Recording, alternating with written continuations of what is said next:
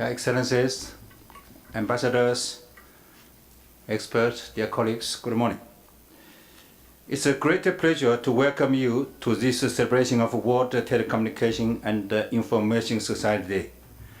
Today is a very special day for ITU and all our members around the world. WTISD marks the birth of our union. It marks the beginning of an extraordinary period of collaboration across the borders and sectors that spans 154 years. That's why we are happy to have you all here today to discuss how we can bridge the standardization gap. I'd like to recognize the presence of my UN colleagues here. Under Secretary General of UN, Madam Fikitawala Otika Muna, the Executive Director of High-Level Representative Office for Least Developed Countries and Landlocked Countries. And another colleague, that Madam Olga Agayeruva, Under Secretary General of United Nations and Executive Secretary for UN ECE. And I have two other senior representatives of other sister organizations. That is Mr. Zhang Wenjian, the Assistant Secretary General of WMO, and Mr. Pascal Colivas, Deputy Secretary General of UPU. Thank you very much to join us today. So innovation and standardization are part of the fabric of ITU. Standards are the glue of our modern lives, the common language that brings our global ICT ecosystem together. Today's advanced optical, radio, and satellite networks are all based on ITU standards. Video will account for over 80% of all internet traffic by 2020. This video traffic will rely on ITU's pre-maritime Emmy winning video compression standards. Of course, today's traffic, ITU standards play major roles, but it's not the only ITU standards, and we have a lot of industry standards and another consortia for us standards to help us as well. So international standards provide the technical foundation of global markets. They create efficiencies enjoyed by all market players, efficiencies and economies of scale that ultimately result in lower costs to producers and lower prices to customers.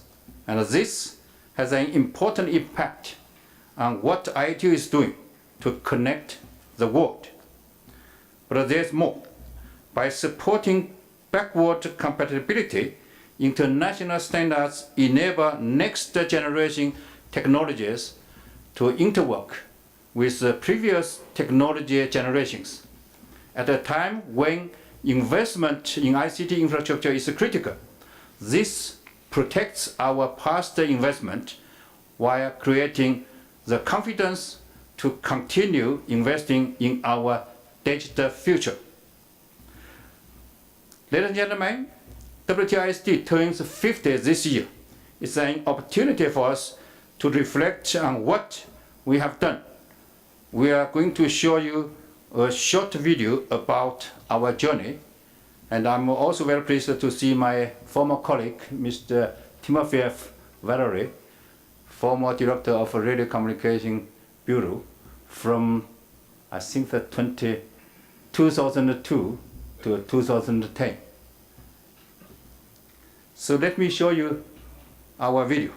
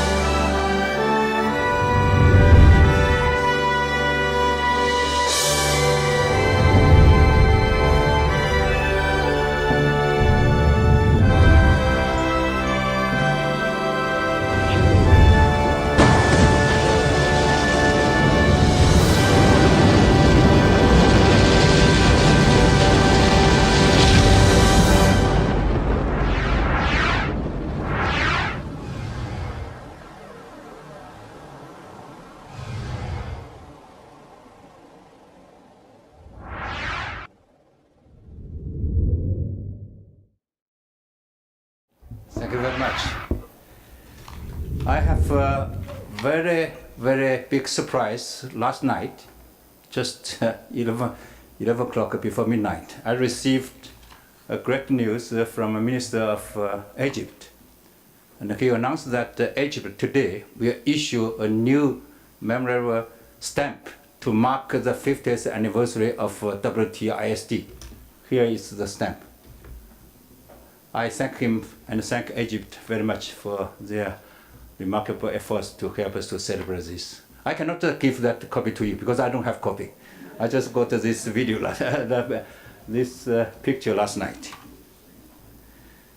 Today, present in this room, together with me, my colleague, Deputy Secretary General Malcolm Johnson, and Chesab Lee, Director of Standardization Bureau.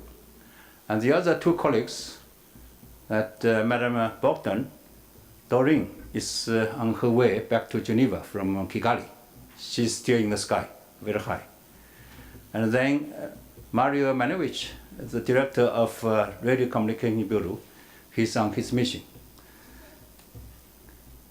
So as you can see, today is an opportunity for us to reflect on what we have done and what more we need to do. I want to recognize many experts who contribute to ITU standard work over the last 154 years. And in particular those who are at the heart of today's digital transformation, including those from SMEs and startups, supporting innovation in areas ranging from energy and healthcare to financial services, transportation, and smart cities. Today's panel speakers will help us delve into some of these important areas. As industries and technologies converge and new technologies such as artificial intelligence, the Internet of Things, and 5G emerge, there is an increasing need for common technical standards in areas beyond ICT and consumer electronics. We see this reflected in the increasing attention being devoted to standardization by policymakers and regulators around the world. It's in this context that the ITU standardization platform, for many years central to building trust in the ICT sector, is now helping the ICT sector build trust with its many new partners, from automotive to fintech to utility companies and many more. I urge you to take advantage of our platform, a platform where all voices are heard, where standards efforts do not favor particular commercial interests, and where resulting standards have the consensus-derived support of the growing and diverse ITU membership. For the first time in history, more than half of the world population now uses the internet. Now, more than ever, it's crucial that ITU is inclusive of many communities and many fields of expertise. On this day, we reaffirm our commitment to empowering developing countries to maximize the value of their participation in ITU standardization.